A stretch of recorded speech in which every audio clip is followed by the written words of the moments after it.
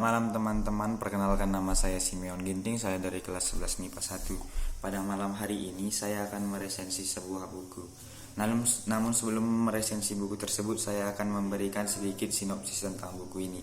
Buku yang akan saya resensi tersebut merupakan sebuah buku cerita.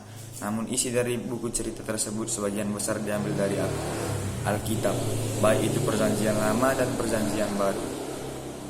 Buku yang akan saya resensi itu adalah ini. Buku putih yang saya pegang ini merupakan sebuah buku cerita yang berjudul tentang berita sukacita yang disertai dengan gambar. Buku ini berisikan tentang cuplikan-cuplikan dari Alkitab, baik itu dari Perjanjian Lama, Perjanjian Baru, serta juga nasihat-nasihat dan cara kita sebagai remaja untuk memperlakukan sesama kita, orang tua kita, dan Tuhan kita sendiri.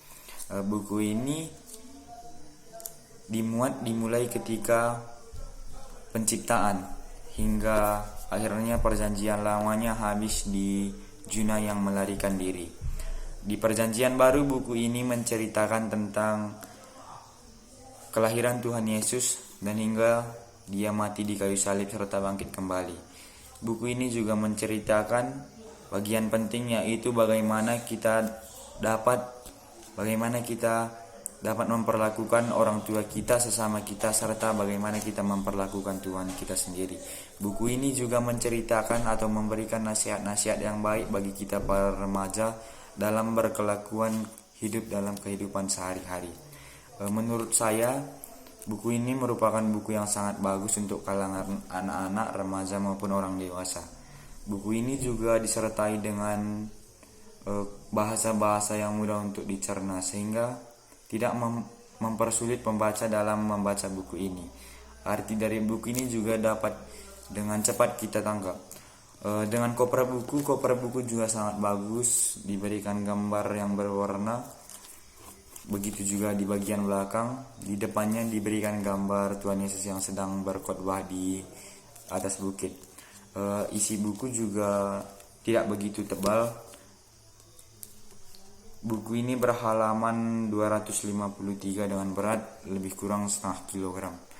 Buku ini berisi tentang cerita tersebut, dan cerita tersebut juga disertai gambar-gambar seperti gambar tersebut, sehingga kita lebih tertarik untuk membaca buku ini karena disertai dengan gambar-gambar tersebut.